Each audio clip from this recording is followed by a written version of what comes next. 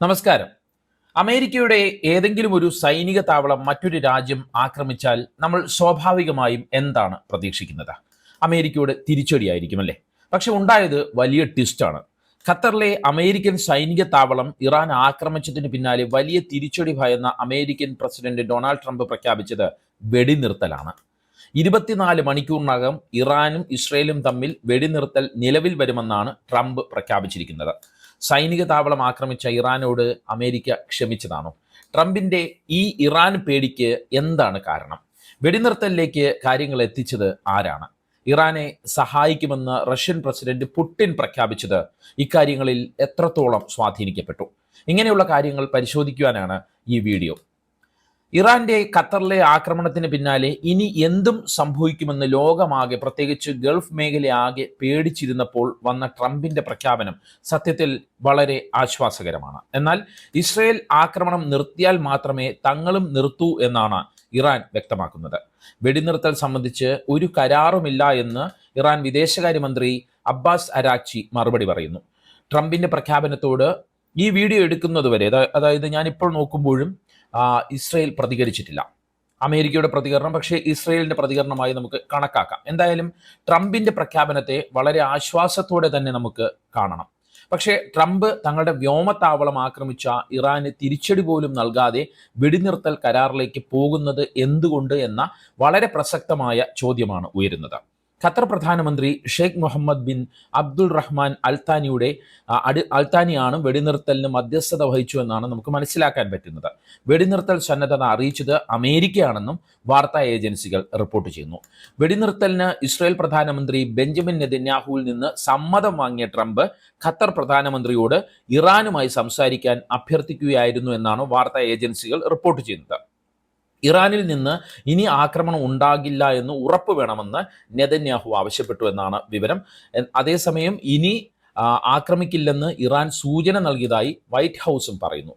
സമൂഹ മാധ്യമങ്ങളിൽ ട്രംപ് കുറിച്ചത് എങ്ങനെയാണ് എന്ന് പരിശോധിക്കാം. എല്ലാവർക്കും അഭിനന്ദനങ്ങൾ. അടുത്ത 6 മണിക്കൂറിൽ അവരുടെ നിലവിൽ ദൗത്യങ്ങൾ പൂർത്തിയായി കഴിയുമ്പോൾ ഇറാനും ഇസ്രയേലും തമ്മിൽ 12 മണിക്കൂർ നീളുന്ന പൂർണ്ണവും സമ്പൂർണവുമായ വെടിനിർത്തൽ നിലവിൽ വരും.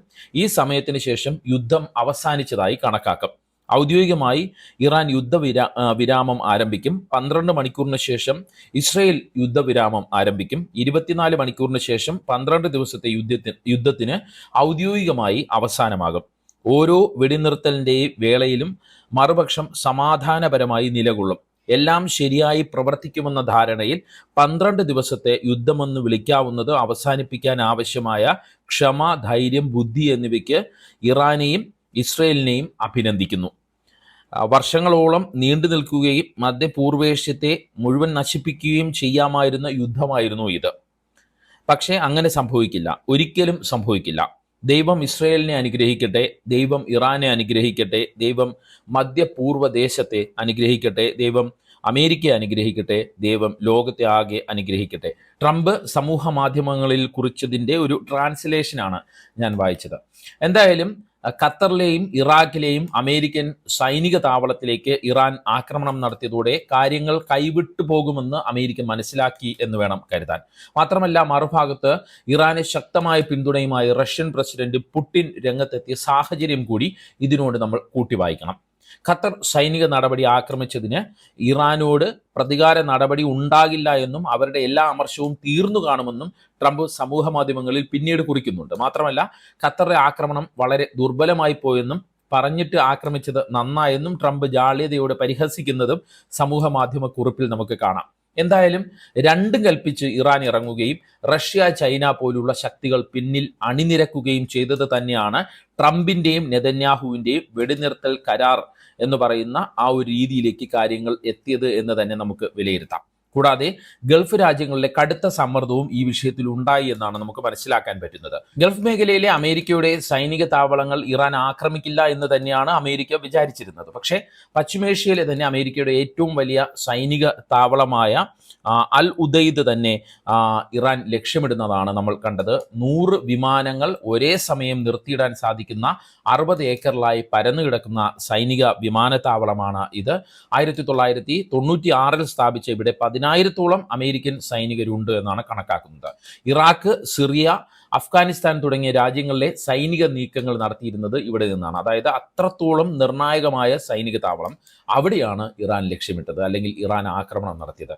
ആദ്യഘട്ടത്തിൽ പ്രതീകാത്മകമായ ആക്രമണമാണെന്നും ഖത്തറിനെ അല്ല ലക്ഷ്യമിട്ടതെന്നും അമേരിക്കയെ തന്നെയാണ് തങ്ങൾ ലക്ഷ്യമിട്ടതെന്ന് ഇറാൻ പ്രതികരിക്കുകയും ചെയ്തു. ശക്തി കുറഞ്ഞ മിസൈലുകളാണ് ഇറാൻ ഖത്തറിലേക്ക് പായിച്ചത്, അല്ലെങ്കിൽ ഈ വ്യോമ താവളത്തിലേക്ക്, സൈനിക താവളത്തിലേക്ക് പായിച്ചത്. അതായത് വലിയ ആക്രമണം പിന്നാലെ വരുന്നു എന്നുള്ള വ്യക്തമായ സൂചനയാണ് ഇറാൻ നൽകിയത്. ഖത്തറിന് കൂടാതെ UAE, ബഹ്റൈൻ, കുവൈറ്റ്, ഇറാഖ് തുടങ്ങിയ ഇടങ്ങളിലെല്ലാം അമേരിക്കയ്ക്ക് സൈനിക താവളങ്ങളുണ്ട്. ഇതിൽ ഇറാഖിലും ഇറാൻ മിസൈൽ ആക്രമണം, അതായത് ഇറാഖിലെ സൈനിക താവളത്തിലേക്കും ഇറാൻ മിസൈൽ അയച്ചു എന്നുള്ള റിപ്പോർട്ടുകളുണ്ട്. ഇതെല്ലാം ഇറാന് വളരെ പെട്ടെന്ന് തന്നെ ആക്രമിക്കാൻ കഴിയുന്ന സ്ഥലങ്ങളുമാണ്. പേരുകേട്ട ഇസ്രയേലിന്റെ വ്യോമ പ്രതിരോധ സംവിധാനത്തെ മറികടന്ന് കനത്ത നാശം വിതയ്ക്കുന്ന രാജ്യമാണ് ഇറാൻ.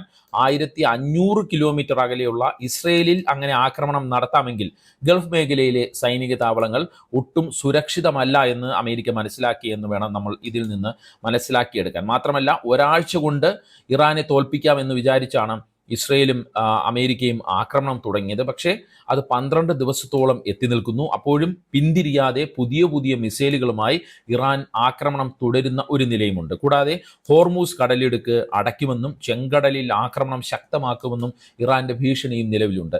ലോകത്തിന്റെ ആകെ എണ്ണ വ്യാപാരം നടക്കുന്ന ഹോർമൂസ് കടലിടുക്ക് ഇറാൻ അടച്ചാൽ അത് ഏറ്റവും അധികം ബാധിക്കുക ഗൾഫ് രാജ്യങ്ങളെയും അമേരിക്കയും തന്നെയാണ്. ചെങ്കടലിൽ ഇപ്പോൾ തന്നെ ഇറാൻ അനുകൂല ഹൂതികളുടെ ആക്രമണം കൊണ്ട് അമേരിക്കയും ഇസ്രയേലും പൊറുതിമുട്ടിയിരിക്കുന്ന ഒരു നിലയുണ്ട്. പല രീതിയിൽ ഹൂതികളെ ആക്രമിച്ചിട്ടും അവരെ കീഴടക്കാനും കഴിയാത്ത ഒരു സാഹചര്യമുണ്ട്. മാത്രമല്ല, അമേരിക്കൻ ഇസ്രയേൽ കപ്പലുകൾക്ക് കനത്ത നാശവും അവർ വിതയ്ക്കുന്നുണ്ട്. അതായത് ആരെയും കൂസാതെ കടുത്ത നടപടികളിലേക്ക് കടക്കാൻ ഒരു മടിയും കാണിക്കാത്തവരാണ് തങ്ങളെന്ന് ഇറാനും അവരുടെ പ്രോക്സി സംഘങ്ങളും തെളിയിക്കുന്നുണ്ട്. അതായത് ഇറാനെ പേടിച്ച് തന്നെയാണ് വെടിനിർത്തൽ കരാറുമായി അമേരിക്ക വന്നിരിക്കുന്നത് എന്നാണ് നമ്മൾ വിലയിരുത്തേണ്ടത്. മാത്രമല്ല, തങ്ങളുടെ മുന്നറിയിപ്പ് അവഗണിച്ച് അമേരിക്ക ഇറാനിലെ ആണവ കേന്ദ്രങ്ങളിൽ നടത്തിയ ആക്രമണത്തിൽ കടുത്ത അമർഷത്തിലാണ് റഷ്യൻ പ്രസിഡന്റ് പുടിൻ ഉള്ളത്.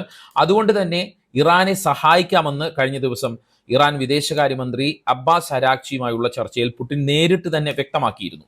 പുടിനോട് ഇറാൻ പരമോന്നത നേതാവ് തന്നെ സഹായം തേടിയെന്ന വാർത്തകളും വന്നു. ഇതിനെക്കുറിച്ചുള്ള വിശദമായ വീഡിയോ പേജ് 10 സ്റ്റോറീസിന്റെ പേജിലുണ്ട്. താല്പര്യമുള്ളവർക്ക് കാണാവുന്നതാണ്.